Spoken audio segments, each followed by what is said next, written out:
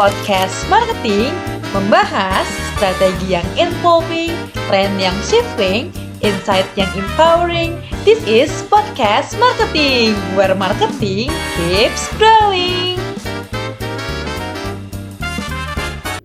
Halo marketers, welcome to Podmart Season 2. 2. Dengan aku AS laku host. Dan aku Riko sebagai host juga.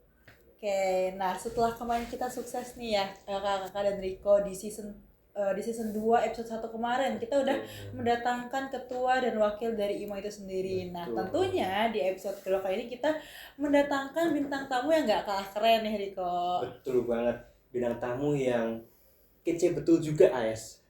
Betul, seorang mahasiswi juga sekaligus pembisnis gitu. Halo Kak Giovanni. Halo Kak Giovanni. Mungkin kakak boleh perkenalan lebih lanjut? Oke, halo semuanya. Aku Giovanni Sali Endra. Jadi aku mahasiswi di Undip. Kebetulan aku di Fakultas Ilmu Sosial dan Ilmu Politik. Aku juga jurusan administrasi bisnis. Jadi kebetulan aku anak bisnis. Jadi aku ngejalanin bisnis juga. Yaitu adalah DVD Florist, semacam buket bunga kawat bulu yang artifisial. Dan itu aku ngejalaninnya udah dari 2024 akhir. Oke, berarti selain jadi mahasiswi, kakak juga aktif di dunia bisnis nih ya Kak? Kalau boleh tahu, selain aktif di kuliah dan juga bisnis, kakak ikut apa lagi sih selain itu? Aku biasanya ikut event acara-acara, terus habis itu volunteer biasanya. Gitu. Cuman kalau untuk organisasi aku emang sengaja nggak terikat gitu ya, soalnya takut kan orderan gitu, jadi kayak mendadak atau apa, jadi susah menyesuaikan waktunya. Jadi aku lebih ke bisnisnya juga sih, lebih fokus ke bisnis aku. Wah, sangat produktif banget ya Es ya. Jadi mungkin mahasiswa yang kupu-kupu tuh nggak relate ya sama kakaknya ini ya. Hebat banget. Di samping dia kakaknya kuliah, jadi pebisnis, dia juga aktif pengalaman di event-event kepanitiaan. Betul. Dan kakak juga pernah ikut P2MW, betul? Iya, lomba semacam proker gitu dari Kementerian Pendidikan, Kemendikbud. Itu perjalanannya lama, kisaran dari Mei sampai akhir November. Oke, wah keren banget ya. Apakah itu yang jadi motivasi awal kakak untuk membangun bisnis ini, Kak? Jujur sebenarnya aku motivasi awalnya itu lebih kayak aku anak bisnis, cuman aku kenapa aku nggak langsung praktekin gitu, awalnya gitu. Dan juga kalau misalnya masalah P2MW itu diajak teman aku, dirangkul gitu sama teman aku, karena dia kayak kebetulan ngelihat ada potensi di bisnis aku gitu, jadi sekalian bareng gitu kan, bertiga gitu. Oh, berarti bisnisnya lebih dulu dibangun ya Kak? Iya, lebih dulu aku sendiri pribadi. Oke, nah mungkin kakak boleh diceritain awal mula pendirian bisnis kakak itu kayak gimana? Jadi awal mula aku bikin bisnis ini sebenarnya itu yang bisnis buket kawat bulu itu iseng, sekedar kayak aku pengen ada kegiatan gitu kan, karena masih semester 1 kebetulan waktu itu. Dan kemudian setelah aku belajar bisnis dan semakin tinggi semester ya, jadi aku lebih kayak ngembangin produk aku gitu. Dan kebetulan juga di dalam kelas ya itu banyak project-project, tugas-tugas juga yang bikin bisnis segala macam, dan itu tuh aku pasti teman-teman tim aku juga di kelompok pasti kayak ya udah pakai bisnis Fanny aja gitu, kayak sekalian juga gitu, sekalian praktek gitu kan. Jadi kayak nggak ribet-ribet lagi nyari bisnis atau UMKM yang lain gitu, jadi sekalian gitu. Dan kebetulan malah lolos ya Kak? Lolos kebetulan ya. Jadi udah ada kayak pengalamannya langsung, dan itu mungkin jadi nilai tambah ya di P2M ini. Nah, fun fact nih guys, Kak Fanny ini sekitar 2 bulan lalu tuh mengisi di acara IMA juga, di acara LDO ya Ayas ya? Iya betul sekali. Dan kebetulan juga waktu itu ketika Kak Fanny jadi pembicara, aku dan Ayas juga jadi MC-nya kan? Iya. Jadi mungkin ketemu lagi dengan POV yang sama nih, Kak Fanny sebagai narasumber dan kita berdua sebagai host atau MC. Nah Kak, aku mau tahu juga, kan di Tembalang itu banyak florist yang menawarkan bunga asli ya. Nah itu ide dari mana kok kakak sampai membuat bunga buatan dari bulu kawat? Itu idenya dari mana, bisa diceritakan Kak? Oke, jadi sebenarnya aku tuh emang suka gitu ngasih orang gitu kan, atau misalnya dikasih orang tuh aku pengennya hal-hal yang kayak abadi gitu selamanya gitu kan. Atau kalau misalkan ya kayak bunga asli kan cepet layu ya. Dan kebetulan waktu itu aku juga ngasih ke kakak aku ada di Undip, dia waktu itu sempro dan aku kasih bunga, dan buket bunga itu lumayan tinggi harganya. Dan setelah aku lihat kayak buketnya datang, kayak aku kurang terlalu, mungkin ekspektasiku terlalu tinggi gitu ya. Jadi kayaknya kurang deh gitu. Terus aku kayak mikir kayak apa yang bisa aku jual atau apa ya potensi bisnis lah gitu di sekitar sini gitu kan. Dan kebetulan aku juga emang suka ini kerajinan tangan gitu. Iya. Dan Paham. kayak emang udah keturunan juga dari keluarga mama aku ya, kayak mereka tuh bisa ngerajut, bikin bunga. Cuman bunga itu bukan bunga yang kawat bulu. Karena kawat bulu ini kalau nggak salah aku trennya tuh masih sekitar corona ya, akhir-akhir ini gitu. Iya, jadi kayak masih baru gitu. Kalau misalnya di keluarga tuh aku tuh biasa bikin bunga yang manik-manik gitu, bukan kawat bulu. Cuman aku dimana aku belajarnya segala macam tentang bikin kawat bulu itu tuh benar-benar pure aku sendiri gitu, kayak kreativitas aku aja sih, belajar di YouTube sama pandai-pandai aku aja gitu, nyusun kawatnya kayak gimana gitu. Berarti emang dari passion ya, kalau iya emang sukanya terus kerajinan, melihat potensi bahwa kalau bunga asli itu nggak abadi. Kakak kepikiran buat apa sih bunga tapi yang abadi atau bertahan lama, jadi kepikiran lah bunga dari bulu kawat ya. Nah Kak, pernah nggak sih kakak itu usahanya dipandang sebelah mata, karena ini kan cukup unik ya dan inovatif ya. Pernah nggak sih dipandang sebelah mata bisnisnya bunga dari bulu kawat? Pernah nggak Kak? Kalau dipandang sebelah mata sih sejauh ini belum pernah, cuman pas awal kali aku terjun untuk promosi nih, itu tuh pernah semacam diserbu gitu sama netizen yang ada di Tembalang lah gitu kan. Jadi waktu itu netizen tensi. Jadi waktu itu aku promosi di salah satu best Twitter. Terus habis itu ternyata nggak boleh promosi di sana, harus bayar gitu. Dan waktu itu kan aku masih maba ya 2024 dan aku nggak tahu gitu loh sama sekali. Waktu itu postingan aku di take down yang waktu aku sekali post gitu. Terus habis itu aku nggak tahu kendalanya apa nih gitu kan, kenapa tiba-tiba di take down, nggak ada di DM atau di infoin sama admin lah gitu. Terus habis itu aku post lagi itu yang kedua. Nah yang kedua itu aku baru diserbu gitu, aku baru tahu kalau misalkan aku dihujat kayak, aduh nggak boleh promosi di sini, Min tolong nih notice bunganya segala macam gitu kan, ya semacam diserbu gitulah gitu kan. Pokoknya kayak orang ngehujat lah gitu, ngapain sih jual bunga segala macam gitu awalnya di BS itu. Terus habis itu aku hapus lagi BS-nya gitu, jadi aku berlangganan sama Undip sih, PP juga gitu, paid promote jadinya bayar untuk upload. Ya emang kalau hujatan-hujatan seperti itu tuh emang kita nggak bisa kontrol ya. Iya. Kita kontrol aja apa yang bisa kita kontrol. Nah, benar. Jadi ya mungkin kakak mengabaikan hal itu ya. Iya, mengabaikan dan fokus buat membuktikan dan mengembangkan. Iya. Gila. Iya. Tuh, nah Kak, tadi kan kakak bilang mention kalau misalkan dimulainya dari pas maba ya Kak, which is itu mungkin kakak belum dapat ilmu soal bisnisnya gitu. Bener. Nah kakak ini awalnya kayak saat memulai bisnis ini kan belum punya bekal bisnis sama sekali nih. Kalau kakak sendiri saat maba itu akhirnya memutuskan untuk memilih bisnis florist ini, terus juga untuk membesarkan namanya dan lain sebagainya, kakak itu mostly belajar otodidak kah atau dari bisnisnya sendiri kakak bisa dapat ilmunya? Awalnya belajar otodidak, cuman semakin naik semester ya makin banyak yang tahu kayak marketing ini, marketing itu, habis itu kayak stock opname, keuangan. Itu di keuangan sih aku paling berpengaruh ya, yang kuliah gitu. Iya, di finance itu sangat nolong aku sih ketika aku belajar dan juga mempraktekkan gitu. Jadi seiring berjalannya waktu juga gitu, sekalian lah gitu. Kakak itu all handled by kakak atau ada timnya sendiri? Awalnya ada timnya nih, apalagi yang marketing kan awalnya itu dipegang sama temen aku satu tim yang P2MW sama si Kenneth namanya, dan kebetulan juga sama-sama anak administrasi bisnis juga gitu, jadi sama inilah ya sama tahu lah ya tentang marketing gitu kan. Awalnya itu si Kenneth, terus habis itu balik lagi ke aku sekarang ini gitu, setelah program P2MW berakhir balik lagi ke akunya gitu bisnisnya. Kalau tim produksinya nih Kak, dari kakak sendiri atau udah ada timnya? Kalau tim produksinya tetap aku yang megang. Sampai sekarang nggak? Sampai sekarang. Iya. Itu pernah nggak Kak, misal kayak melunjak orderan? Pernah. Apalagi wisuda Iya, pasti banyak ya. Gila, itu kakak sendiri ya? Ya aku sendiri, dan aku pasti prepare sih hari-hari sebelum itu udah kayak ngestok atau minimal ngelengkungin bunganya lah atau apa gitu supaya aku nggak keteteran gitu kan. Terus juga sebelumnya aku pernah juga keteteran, dan itu first experience aku lah ya waktu jualan gitu kan, karena aku nggak expect juga kan orderan tuh bakalan tinggi gitu permintaannya, karena waktu itu aku biasanya paling laku awal-awal buka tuh paling 10 box per bulan gitu kan.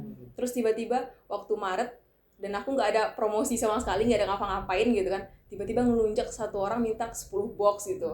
Belum lagi yang lain gitu kan, segala macam. Di situ aku keteteran sih, dan aku nggak ada prepare ya, kayak harus ngestok berapa box gitu segala macam gitu. Jadi aku lumayan sempat panik ya, dan nge-stop untuk produksi beberapa hari gitu buat ngerjain orderan. Tapi di situ aku belajar lagi sih kayak oh berarti sebelum wisuda atau sebelum sidang sih biasanya kayak aku harus ngestok, harus bikin berapa orderan gitu, minimal ada yang ready lah yang bisa langsung dibeli gitu kalau ada yang pesen dadakan gitu sih. Aku belajar juga dari situ.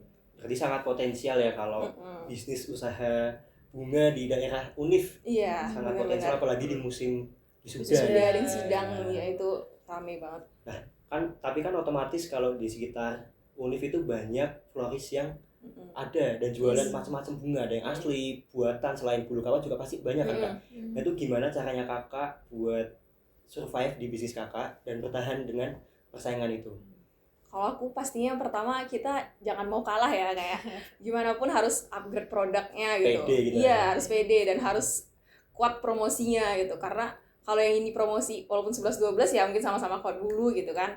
Tapi kita harus terdepan gitu, harus bisa lah memposisikan brand kita gitu, kayak kita jangan mau kalah, terus harus tetap upgrade produk gitu, ada produk baru dibikin lagi gitu, dan harganya juga jangan terlalu dinaikkan gitu kan, jadi harganya range yang bisa dijangkau mahasiswa aja gitu. Jadi kayak kita harus kuat sih, harus tepat, harus garcep juga gitu, karena harus lihat potensi juga kan, nggak bisa kayak jangan ketinggalan gitu, jangan mau kalah. Kalau misalkan emang dia lebih banyak permintaannya, kita juga harus pede sama brand kita gitu.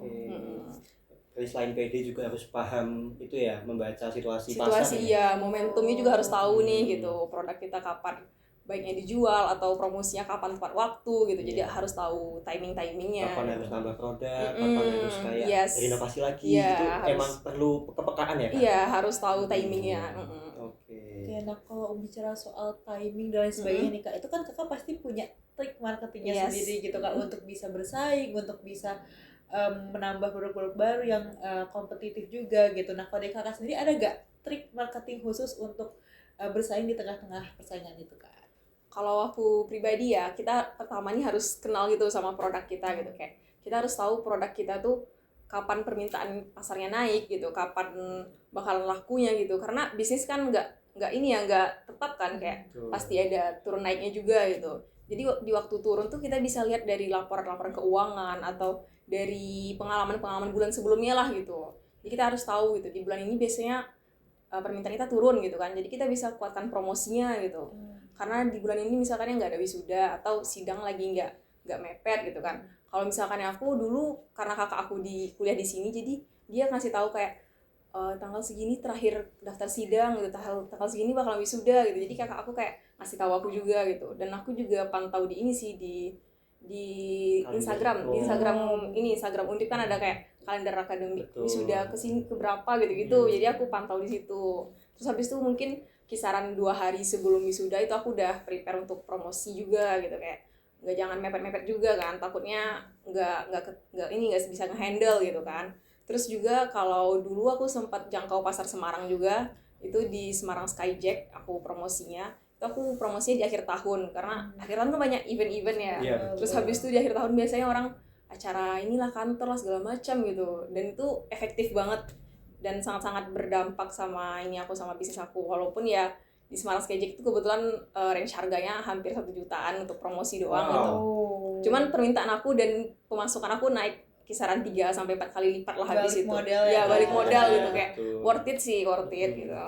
Harus tahu juga dan harus berani lah gitu. Selain kita tahu momentumnya, kita juga harus berani untuk ngeluarin modal dan uang ya untuk marketing gitu kan. Karena ya bagaimanapun marketing juga hal yang pengaruh dan sangat efek ya. Kalau misalnya tepat waktu dan momentumnya itu pas gitu, kita bakalan bisa dapat momen gitu, dapat untung yang lebih berkali lipat gitu.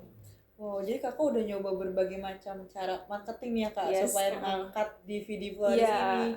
Nah kalau dari kakak sendiri ada gak yang kayak sekiranya ini tuh marketing paling efektif gitu, paling ngaruh, mungkin dari sosmed atau dari mulut ke mulut gitu, menurut kakak bagaimana? Kalau aku pastinya dari sosmed sih, dari Twitter karena aku tahu gitu loh pasar di mana mereka ngumpulnya itu, target aku tuh aku bisa baca gitu. Mereka tuh ada di sini di base ini gitu, karena aku tahu dari situ gitu. Jadi mainnya emang seperti itu ya. Mainnya harus tahu mainnya di mana sih. Iya. Ya emang nggak salah sih, karena banyak mahasiswa juga banyak yang main begituan. Apalagi kan Undip ini terkenal banget sama netizennya. Betul. manifest Manifest, ya, manifest, di Twitter, di manifest. IG itu banyak itu masanya itu. Nah, berarti kan emang target utama bisnis kakak ini di mahasiswa ya? Iya. Nah, selain itu apakah kakak juga menargetkan dari kayak kalangan lain, kayak kantoran atau apapun itu? Ya pastinya juga, karena setelah aku jangkau pasar Semarang tadi itu permintaan kayak untuk perpisahan anak sekolah gitu itu juga ada, dan untuk karyawan-karyawan kantor gitu, untuk temennya yang ulang tahun segala macam itu ada gitu. Jadi aku pernah juga dapat orderan dari Daihatsu ya, PT Daihatsu gitu di bawah gitu.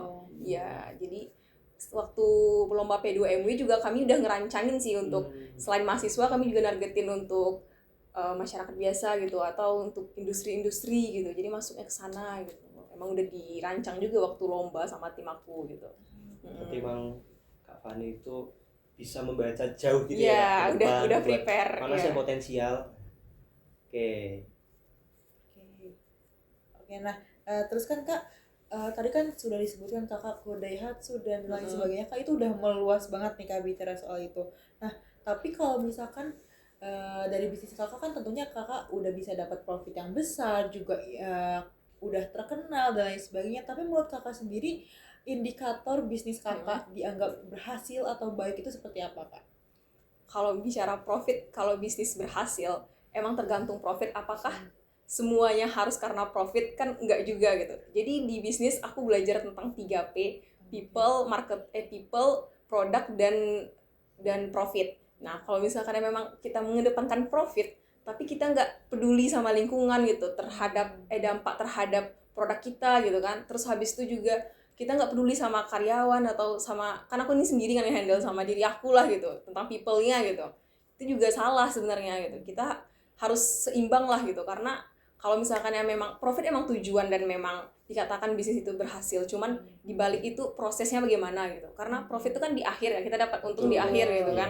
Kayak prosesnya apakah itu pantas atau tidak untuk diberlanjutkan gitu, seperti itu bisnis gitu kan, kita harus cek lagi gitu, harus balik lagi ke prosesnya gitu. Jadi emang profit emang benar, kalau misalnya tujuan bisnis adalah profit, cuman ya harus ini lagi sih, harus care lagi gitu sama people dan juga planet gitu. Jadi itu juga mungkin jadi salah satu kenapa bisnis kakak itu bisa bertahan hingga saat ini ya. Ini gak cuma mengejar keuntungan aja, namun juga mempertimbangkan hal lain. Oke Kak. Nah, ada rencana apa nih Kak ke depan buat DVD Floris ini? Apakah mau ekspansi ke kota lain ataupun mengembangkan produk gitu kan? Kalau aku masih mengembangkan produk, cuman next mungkin setelah aku ini ya, setelah selesai kuliah gitu kan, pengennya sih ini buka toko offline store gitu. Karena kebetulan juga banyak yang nanya gitu kayak offline store-nya di mana gitu, kayak buka offline store dong Kak. Ya itu aku juga penasaran ya, gimana gitu. Itu di kosnya kakak atau gimana? Iya di kos aku. Jadi berarti penuh dengan bunga ya? Yes, kamar aku. Kebunku. Iya. Lihat kosku penuh dengan bunga. Iya, jadi di kos aku nanti mereka pick up-nya di kos aku juga gitu. Jadi aku ngambil kos juga nggak jauh-jauh dari Undip kan, deket doang kayak sekilo dari Undip lah gitu. Jadi emang udah aku rencanain juga sih kayak gitu. Dan kalau misalkan ya masalah ekspansi ke kota lain, mungkin promosinya aja ya. Tapi kalau ada sekarang ini udah ada yang beli kok dari kota lain gitu. Dari Lampung juga ada gitu. Dari mana kemarin, dari NTT, di Bali juga pernah gitu. Kebetulan waktu itu aku promosi sama teman aku gitu. Karena bunga buatan juga mungkin aman ya kalau aman, dipaketin yes, kota ya aman. Kalau dari kakak sendiri, kakak pernah nggak ikut kayak event kolaborasi gitu Kak? Kalau event kolaborasi DVD Floris itu sama HM Adbis lagi lagi jalan sama Adbis Undip. Nanti kapan-kapan collab sama Ima Kak. Yes, iya, boleh banget. Terbuka banget ya Yes, boleh banget ya. Aku penasaran sama produknya kayak gimana sih? Nah, kebetulan aku udah bawa nih produknya. Wow. Bisa ditunjukin ke teman-teman yang penasaran nih. Wow. Oke.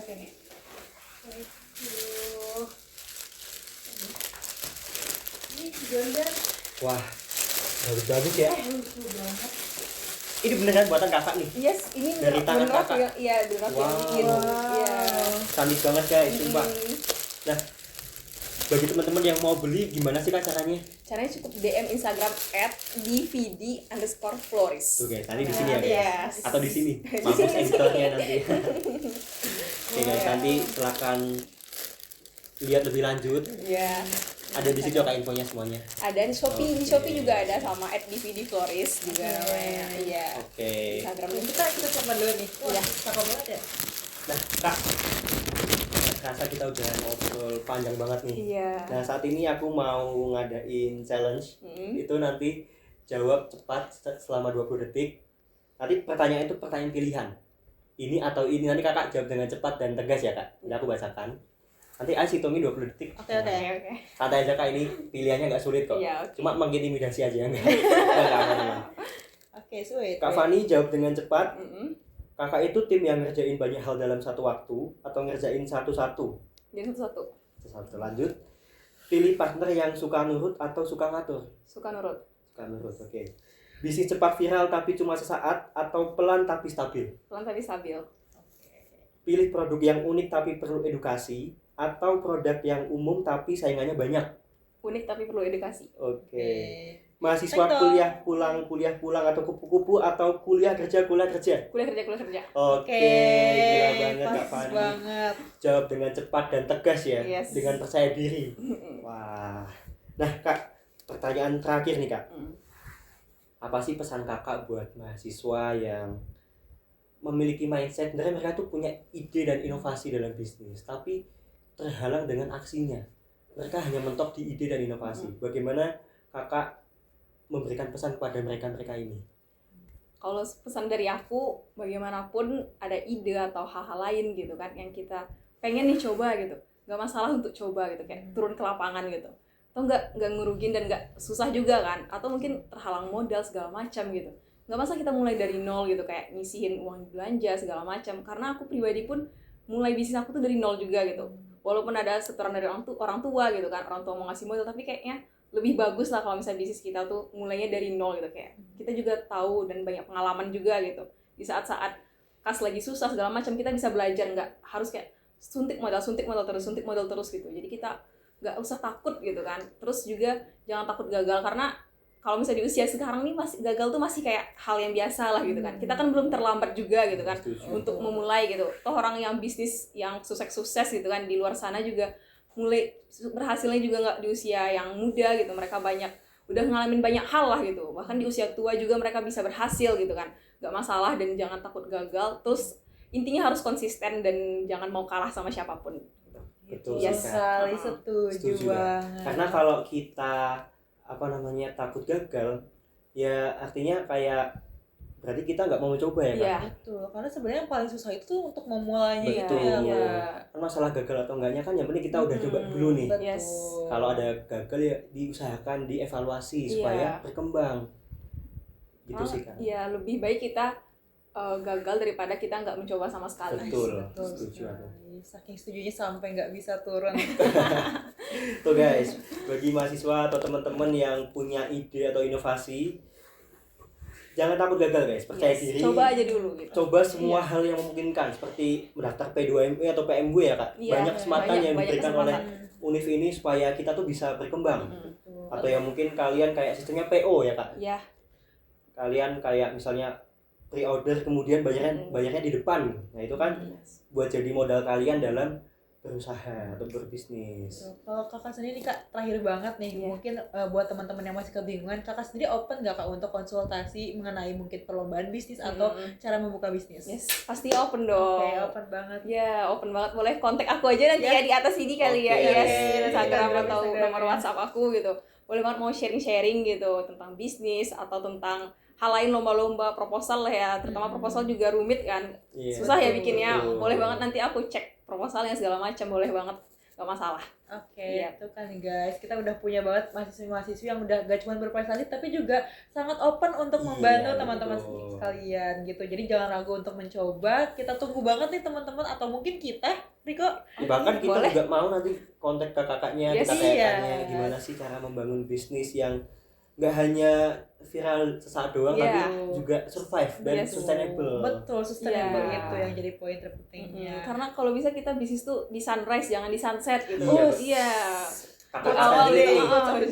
Jangan di akhir, di sunset ngikut terakhir gitu kan. Kalau bisa di sunrise kita muncul gitu. Jadi panjang waktunya untuk kita bertahan di bisnis. Kan soalnya juga banyak mahasiswa tuh yang mindsetnya, kan aku masih kuliah, aku masih fokus buat belajar, aku belum kayak ada waktu buat bisnis. Itu salah ya kak.